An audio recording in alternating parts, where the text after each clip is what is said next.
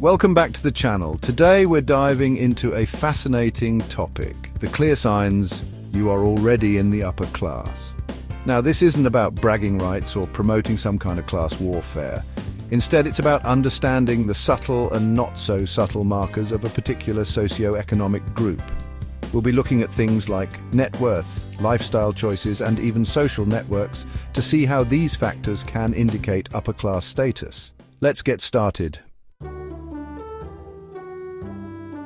First off, let's address the elephant in the room, money. While it's definitely not the only factor, a high net worth is a pretty good indicator of being in the upper class. And when I say high, I'm talking millions, not just a few $100,000 in your 401k. Think about it. $1 million invested properly can generate a significant amount of passive income, enough to live comfortably without ever having to work a traditional job. Now, the exact number varies depending on where you live and your lifestyle, but generally speaking, a net worth in the millions is a good starting point for entering the upper class. But it's not just about having millions in the bank. It's about what that wealth represents. It's about financial security, generational wealth, and the freedom to pursue your passions without worrying about money. It's about having options and opportunities that wouldn't be available otherwise.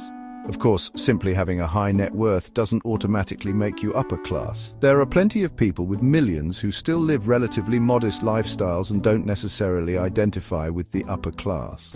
But it's definitely a significant factor that can't be ignored. The upper class often has access to a world of exclusivity that most people can only dream of. We're talking about exclusive events, private clubs, and experiences that are simply out of reach for the average person. Think about it. Charity galas with six-figure entry fees, private jet memberships, vacations on private islands, front row seats at Fashion Week. These are all hallmarks of an upper-class lifestyle. And it's not just about the price tag. It's about the access and the connections these experiences provide.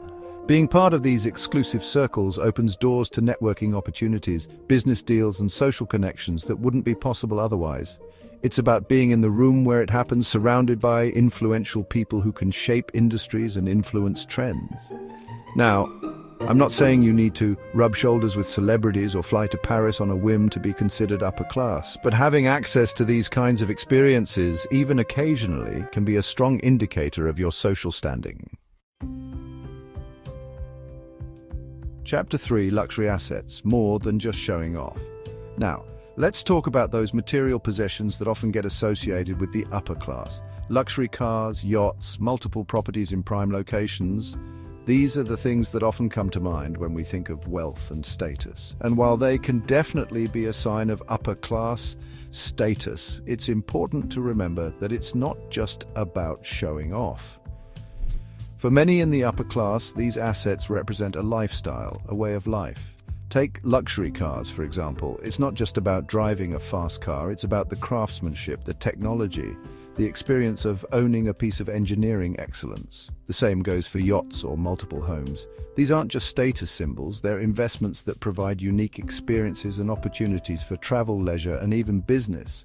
Of course, there's a fine line between appreciating these things and being consumed by them. Chapter 4. Influence and connections. It's who you know. One of the most significant markers of the upper class is the influence and connections they wield. This isn't just about knowing a guy who knows a guy. This is about having a network of people in positions of power and influence who can open doors, provide opportunities, and even influence decisions. Think about politicians, CEOs, industry leaders, philanthropists. These are the kinds of connections that often come with being part of the upper class. These connections aren't just handed out, they're built over time through shared experiences, mutual interests, and a genuine desire to help each other succeed. It's about being part of a community where people are constantly lifting each other up and supporting each other's endeavors. And while building these kinds of connections takes time and effort, it's an invaluable asset that can open doors and create opportunities that wouldn't be possible otherwise. Chapter 5, Financial Freedom, the Ultimate Privilege. Finally, let's talk about the ultimate privilege of the upper class financial freedom. This isn't just about having enough money to buy whatever you want. It's about having the freedom to make life choices without being constrained by financial limitations. It's about being able to pursue your passions, travel the world, spend time with loved ones, and give back to your community without having to worry about money. Imagine waking up every morning and not having to worry about paying the bills, paying off debt, or making ends meet. That's the kind of financial security that many in the upper class enjoy. It's about having the resources and the flexibility to design a life that aligns with your values and aspirations. And while achieving this level of financial freedom might seem like a distant dream for many, it's important to remember that it's not an impossible feat.